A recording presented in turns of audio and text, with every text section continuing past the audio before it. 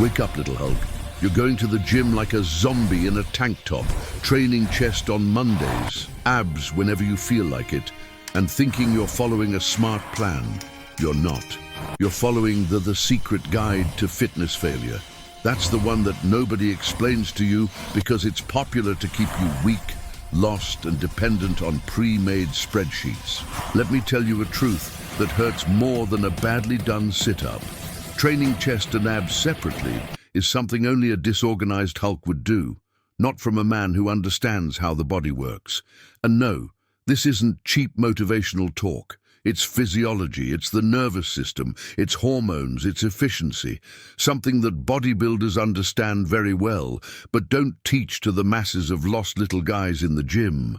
Your body doesn't function in isolated boxes like you learned in the Nutella workout program. Chest isn't just chest. Abs aren't just six-pack abs for selfies. It's all part of a whole system of tension, stability, and hormone production. When you separate things too much, you sabotage your own performance. It's that simple. Let's start with the basics that almost no one explains to you. The abdomen is not an aesthetic muscle. It's a functional muscle. It serves to stabilize the spine, transfer force, and allow you to push heavy loads without looking like a worm in an existential crisis. When you train your chest heavily, bench press, dips, machine dumbbells, it's the abdomen that supports your torso, your breathing, and your internal pressure. If it's weak, everything else becomes a makeshift solution. Now think about it, little Hulk. If the abs are activated in every heavy chest workout, why the hell do you leave training abs for a separate workout when you're tired, without intensity, doing 3 sets of grandma's crunches at the end of your leg workout? Because nobody explained to you that combining chest and abdominal exercises on the same day increases neural and hormonal efficiency. Here's where it hurts the ego. Bodybuilders don't just train their muscles, they train their nervous system. When you combine chest and abs, you create a high-tension environment in the core, improve the mind-muscle connection, and increase the ability to generate force. The result? More load, more stimulus, more growth.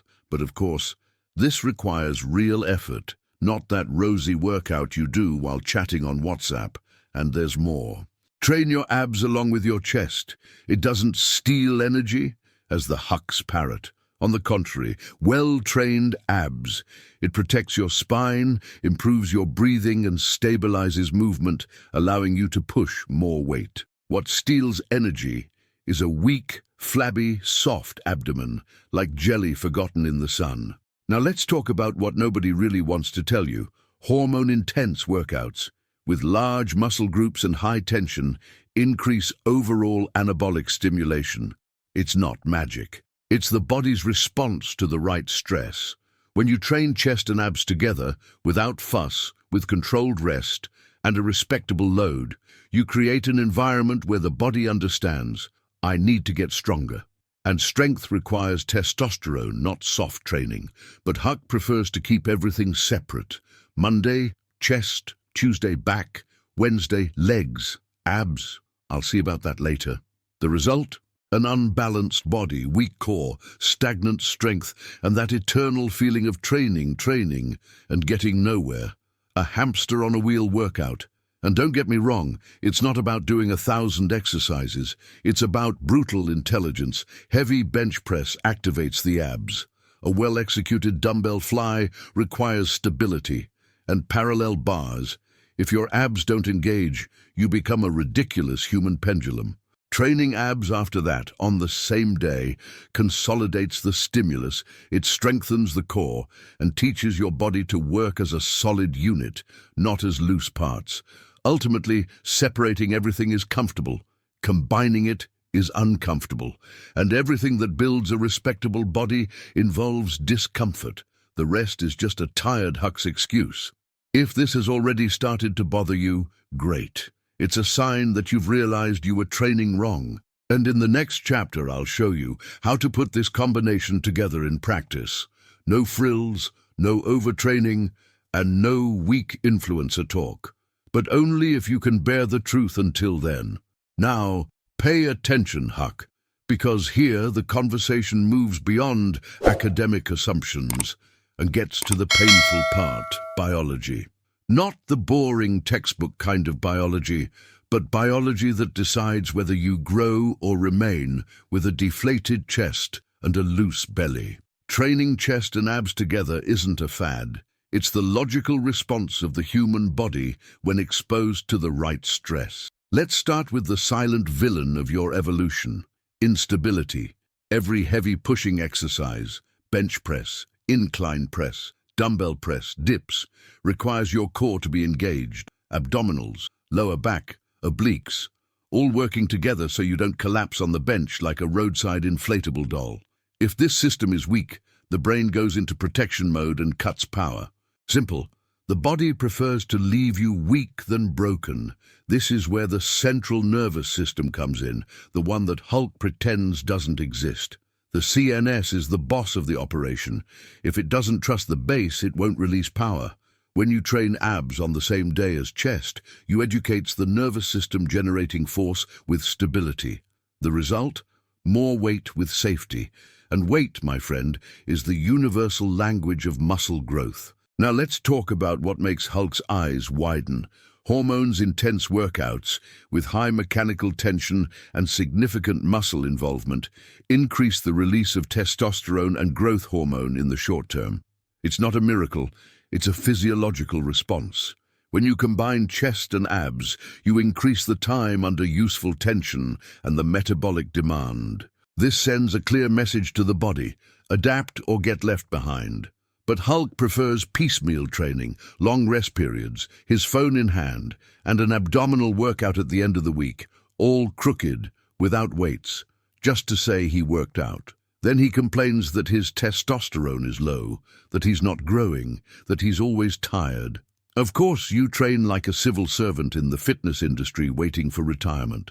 Another point that almost no one explains to you: respiration and intra-abdominal pressure. When you're pushing real weight, you need to generate pressure within your core. This protects your spine and improves force transfer. Weak abs, weak pressure, weak strength. Training your abs along with your chest improves exactly that. Your ability to lock your core while pushing. You become a solid block, not a bag of loose bones. And before Huck starts crying and saying, "Oh, but abs get tired and interfere with bench presses," let me tell you a cruel truth. If your abs get tired before your chest, the problem isn't the combination, it's you. A weak core is a bottleneck. Bottlenecks need to be attacked, not ignored. No one becomes strong by hiding weakness. Now let's debunk another gym myth. Abs need a dedicated day for training.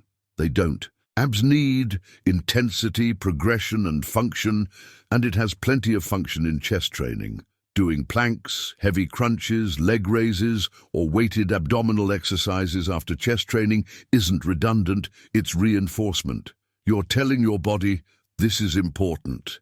And there's one detail that separates man from Hulk: time efficiency. Busy men don't have the luxury of training 2 hours a day. Combining chest and abs training saves time, increases workout density, and maintains high intensity.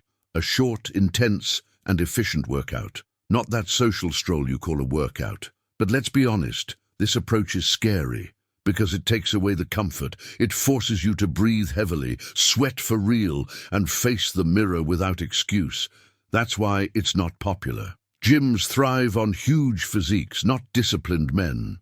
And here comes the part that nobody wants to admit. Those who train incorrectly become perpetual customers, always dissatisfied, always searching for the next magic method, the next miracle supplement, the next savior influencer. Those who train correctly build autonomy, and autonomy doesn't sell as well. In the next chapter, I'll show you how to structure this training in practice. Exercise by exercise, no frills, no excess, and without turning into an injured retard. A simple, brutal, and functional model.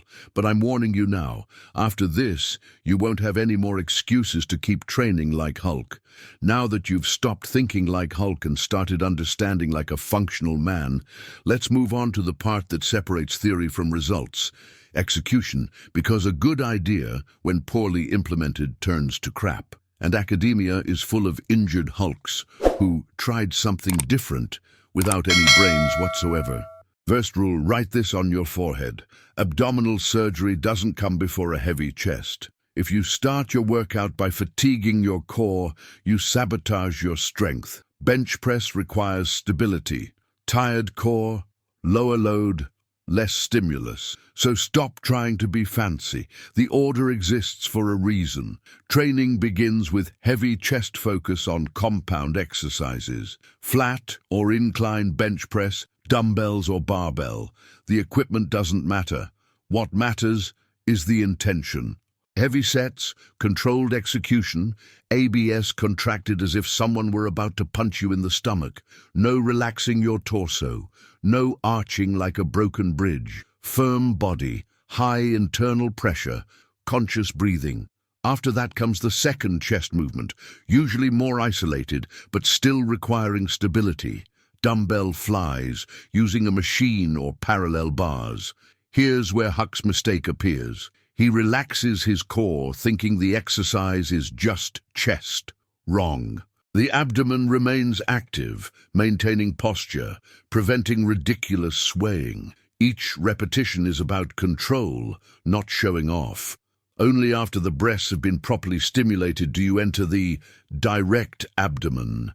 And this is where most people embarrass themselves. Abdominal exercises aren't stretching, they aren't cardio, they aren't punishment. Abdominal exercises are muscle. Muscle grows with load, progression, and tension. Doing 100 abdominal crunches lying on the floor is something a nostalgic 90s Hulk would do. Choice 2 abdominal exercises. One exercise focuses on trunk flexion with weight. Pulley crunch, decline weight crunch, machine. Another focuses on leg raises or stability. Pull-up, Roman bench, weighted plank. Few exercises done correctly hurt more than 10 done incorrectly. Now pay attention to this tip that almost no one uses. The abdomen acts as a neural finisher, not as random exhaustion. You've already come from a chest workout where the core worked as a stabilizer. Now you're targeting it directly. This reinforces the adaptation. The body learns that that muscle is essential.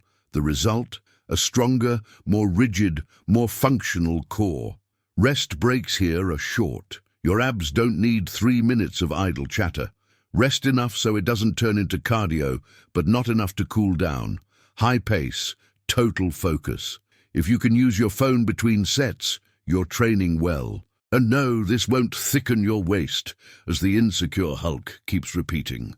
What thickens the waist is fat and bad posture. Strong abs visually slim the waist because they improve alignment, reduce belly fat, and firm the torso. Those who say otherwise are usually afraid of heavy training. Another detail that separates man from Hulk: frequency training ABs once a week is a joke. Abs can handle frequent stimulation as long as it's done intelligently. Combining it with chest training twice a week is perfectly feasible. Controlled volume, clean execution, gradual progression. Simple. The problem is that the guy wants it all or nothing. Either he doesn't train, or he overdoes it like an idiot. And if you're wondering how much weight to use, the answer is simple: heavy enough to humiliate you. If you do abdominal exercises smiling, talking, looking to the side, you're doing it wrong. Properly trained abs burn, tremble, and require focus. It's not theatrical suffering, it's real stimulation. Here's an important psychological point: training chest and abs together. It's mentally tiring. It requires presence. You can't train on autopilot, and that's exactly what builds discipline.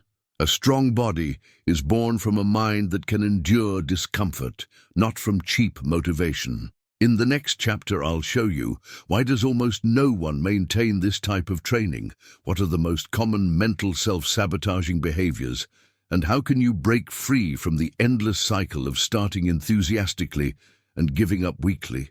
And let me tell you this, it's not a lack of information that's preventing you from evolving. It's a lack of courage to endure the discomfort. Now comes the part that hurts the most, little Hulk. Because up to this point you've already understood what to do, why it works, and how to execute. And even so, if I see you again in 3 months, there's a good chance you'll still have the same saggy chest, the same loose abs, and the same trying face. And it's not for lack of knowledge, it's because mental sabotage. The first reason is simple and cruel. Training chest and abs together is really tiring. It's not about getting tired of sweating. It's about tiring your nervous system. It's about leaving the gym with a feeling of accomplishment, and Hulk's brain hates that. He prefers workouts that seem productive but don't demand total presence. Long sets, endless rest, idle chatter, anything but confrontation. The second reason is ego. Training this way forces you to lower the load at the beginning, because when your core really starts working, you realize you weren't as strong as you thought. And the Huk prefers to live in the illusion of inflated bench presses with terrible technique, rather than admit structural weakness. A fragile ego creates a fragile body, always. The third reason is consistency. This type of training doesn't work in 2 weeks. It requires weeks of repetition, adjustment, small and boring progression. There's no instant dopamine spike. There's no wow factor. There's routine.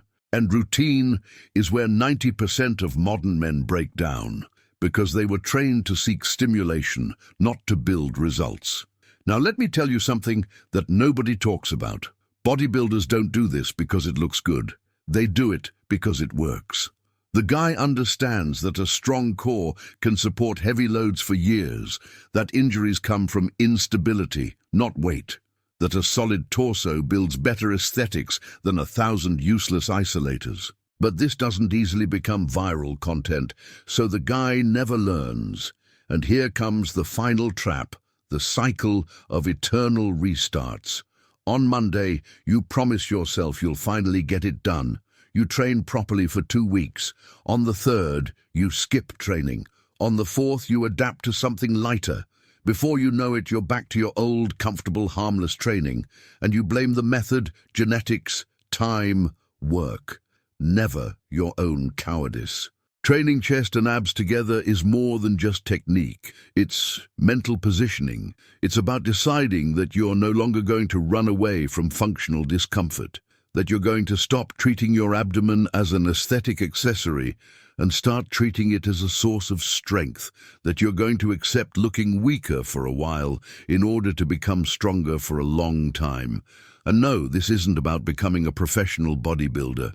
It's about becoming a man with reliable body, a body that can withstand load, stress, pressure, a body that doesn't break easily, because the world isn't kind.